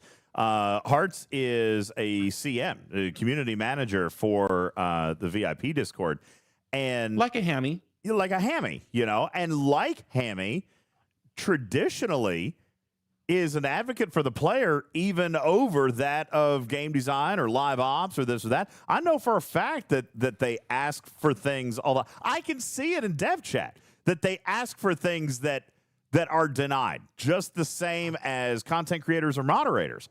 All right, they are a Scopely employee who still believes in benefiting the player, and that's why we talk, Griffin, so much about. It's not really the people that we get to work with on a very regular basis who don't want to act at our behest, right? Salty, like it comes from the C-suite. Right, it comes from something way, way higher than all of us, than any of us have access to, and Billy from accounting, and that's what's frustrating, So, I don't know. It's an interesting thought, but anyway, I'm glad that you tuned in tonight. Thank you so much. That was actually very, very sweet of you, and I appreciate you coming up to chat. Your letter touched me because, I probably empathize with you in a great fashion. Like, I've never felt as discouraged as I do right now. And that is... But we are using your feedback to affect change. And that's the important thing. Well, it is. But it's like, Salty, you have a reputation of being very positive and very educated and very engaged. And you feel frustrated. I think that is something that Scopely has to recognize, when even your cheerleaders, right, which I'm going to use myself as that description because people give me grief all the time, but even when your eternal optimists are like, oh God, like, can it get worse? Like, that should be a real big warning flag, I think. Do you think that players like you and I speaking out is something that Scopely should pay more attention to, or is this another day at the office for them? I mean, you don't complain. The fact that you're saying something now is significant, right? If it was Cruzito, I mean, all he does is bitch. But you, right? I try really hard to look at the positive and try to find something that I can do. I mean, my daily goal is to make at least one person smile or laugh or their life easier. That's what I want to try to do every day. And it's been really hard to sit there and watch Alliance chat over some of the things that are really frustrating. And I really work hard to help the free-to-play player more than anybody. I recognize it's, there's this community out there that thinks this is a free-to-play game. It's not. We don't have ads. That in and of itself means it's not a free-to-play game. But that doesn't mean that we don't recognize, again, the retired or the disabled and the veterans out there that are on a very fixed budget. We want these people in our lives, and this is how we want to help them, and we want to enjoy their company, and we want to do them and meet them where they can play the game. And we want them to have a positive, wonderful experience just like we want that. That is part of what makes me happy is when one of my teammates, hey, they got to do XYZ the first time that they've ever done it. That was amazing. You know, whatever it is, it doesn't matter. That makes me happy. That brings fulfillment as part of my reason for logging on. They're taking And that's community right there. It is community. And they're denying me that because I now dread looking at Alliance chat to find out since November 5th, we've not been able to raid bases. This one person has been needing to raid bases so that they can get their par stills so that they can go up and get this last building done. But they can't. And they can't afford to buy that pack. So what am I supposed to do? They're just waiting. What am I supposed to do? I report it on the back channel and say, hey, this is a problem. Do we have word? Hey, what am I supposed to tell these people? You know, it's on the radar. They're not even acknowledging really that it's on the radar. It's barely on the problem list. No, they've not said a thing. They've not said a thing. Look, Jonathan Ingram can't even pursue his career as a content creator because he can't raid my base. I mean, there's problems everywhere, Salty. That's terrible. Well, but then they showed a glimmer of hope the other day when they came out with the root cause analysis memo. This is what the problem was. We identified and they actually acted like they knew what they were doing. That somebody had a clue and that somebody was able to communicate. And then it's crickets again. That's when you send out a memo that gives you a list of all the panacea things that you fixed, and you don't even address some of the core basic fundamentals of the game that aren't fixed and why they're not fixed, or hey, this is a problem that we got to work through. Mm-hmm. This is, for those of you who may not be aware, this is the communication that Salty is referring to, which might have been one of the best communications of the year. All right. Well, somebody else wrote that who doesn't normally write these. I'll tell you that right now. We know that to be true. Like, I'm not going to name names. All right. But if you guys had to guess, you could probably guess right. All right. Somebody different wrote this. All right. And I think it's obvious. I think it's stupidly obvious. Like no, not ChatGPT, Raoul. somebody with a tier 2 level of experience, for lack of a better term. Yeah. All right. But I mean, this was a good communication. It contained all the elements. This is exactly what Salty's talking about. You know, let me tell you something.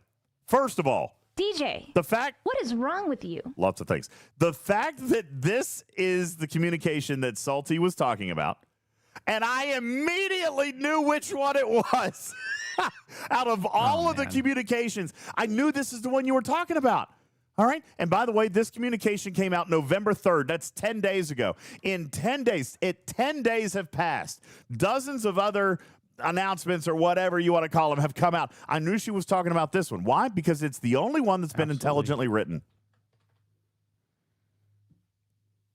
Salty. Now, let's confirm. Let's confirm. DJ, well, hold on. Since you're not reading any of your shit, man, let me just congratulate Iron Fisty for VIP for a month. Good job, Iron Fisty. I'll do that. But before you do, hang on.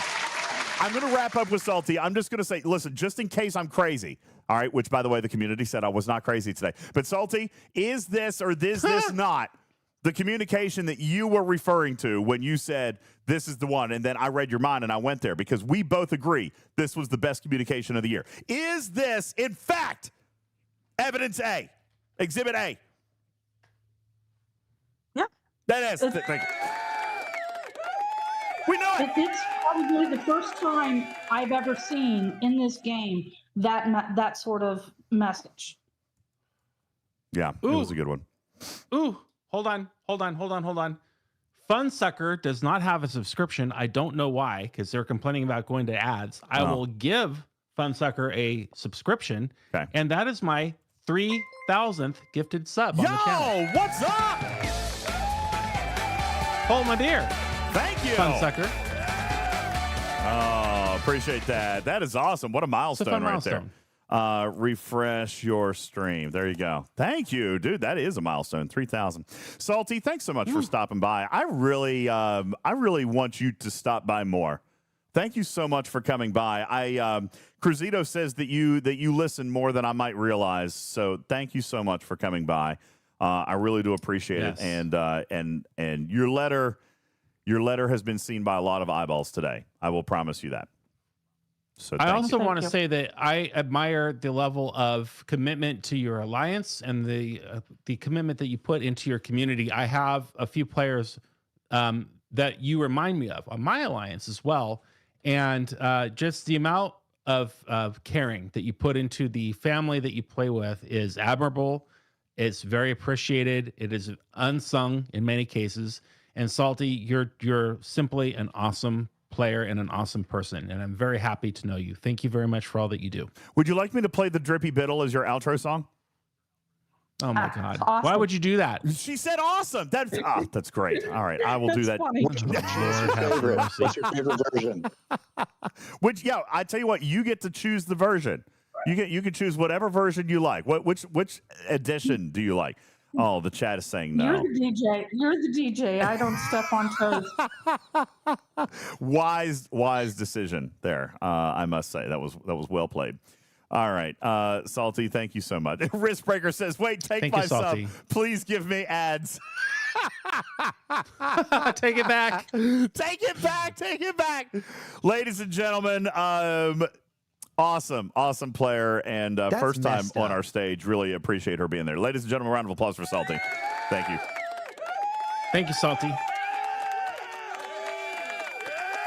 There she goes. There she is. Wow, that was Oh, I accidentally just booted her from the audio. If I don't open it, then later I can claim ignorance, right? I didn't mean. This is it. Is this not metaphorical for what's going on with this game? Hey, I want to listen to everything important you have to say. Yay, no, never mind. I just disconnected you from the channel. Gone. Yeah. I'm so sorry, dude. I'm sorry. Professional production copying Scopely, says McShizman. Yeah, that's messed up. All right. Yeah, that's Scopely it, says Lost In.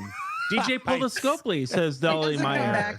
Just closed your ticket. Yeah, sorry. We appreciate your frustration. She I will got now the close your ticket. Tarpy treatment, says RMG DOS. You hang up on Tarpitude? I did. No, I did not. All right. Broken Wolf says, can someone who understands audio controlling please run this show, please? Thank you. Anubis says that she has served her initial purpose. Scud says, what a way to end a long day with a little bit of a laugh. Well, see, that's what we do here. That's what we try to do. Yay, all right, bugs.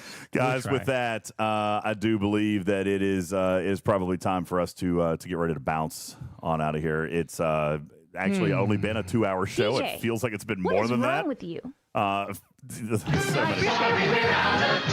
Thank you. It's been it feels like it's been a very long show. By the way, oh my gosh. Damn it, Seth. My name is Beck and I like plants and I'm a valley girl and listen to me do all the things on a Rev Show. God bless it. It's not Rev Show.